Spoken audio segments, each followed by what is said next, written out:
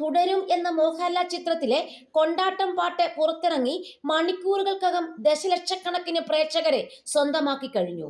മോഹൻലാലും ശോഭനയും ആറാടുന്ന പാട്ടിലെ പെൺസ്വരം ഗായിക രാജലക്ഷ്മിയാണ്. MG ശ്രീകുമാറിനൊപ്പമാണ് ഗായിക കൊണ്ടാട്ടം ആലപിച്ചിരിക്കുന്നത്. താൻ ഏറെ സ്നേഹിക്കുന്ന ചിപ്പിയും രഞ്ജിത്തും നിർമ്മിച്ച തുടരും തന്റെ സ്വന്തം സിനിമയാണെന്ന് പറയുകയാണ് രാജലക്ഷ്മി. സിനിമയുടെ വിശേഷങ്ങൾ ഇരുവരും പങ്കുവച്ചിരുന്നെങ്കിലും കൊണ്ടാട്ടം പാട്ട് വളരെ സർപ്രൈസായാണ് തന്നിലേക്ക് എത്തിയതെന്ന് ഗായിക പറയുന്നു. എന്റെ ചേച്ചി തന്നെയാണ് ചിപ്പി ചേച്ചി. സിനിമയുടെ തുടക്കം മുതലുള്ള കാര്യങ്ങളും അപ്ഡേഷൻസും ഒക്കെ ഞാൻ അറിയുന്നുണ്ടായിരുന്നു. പക്ഷെ പെട്ടെന്നൊരു ദിവസം സർപ്രൈസ് ആയിട്ടാണ് ജേക്സ് ബിജോയുടെ സ്റ്റുഡിയോയിൽ നിന്നും എന്നെ വിളിച്ച് തുടരും സിനിമയിൽ ഒരു പ്രൊമോ സോങ് ഉണ്ട്, പാടാൻ വരണമെന്ന് പറഞ്ഞത്. ഞാൻ ചിപ്പി ചേച്ചി ഉടനെ വിളിച്ചു. അപ്പോൾ ചേച്ചി പറഞ്ഞു, അതെ ഞാൻ രാജയ്ക്ക് സർപ്രൈസ് ആയിട്ട് വെച്ചിരുന്നതാണ് അതെന്ന് പറഞ്ഞു.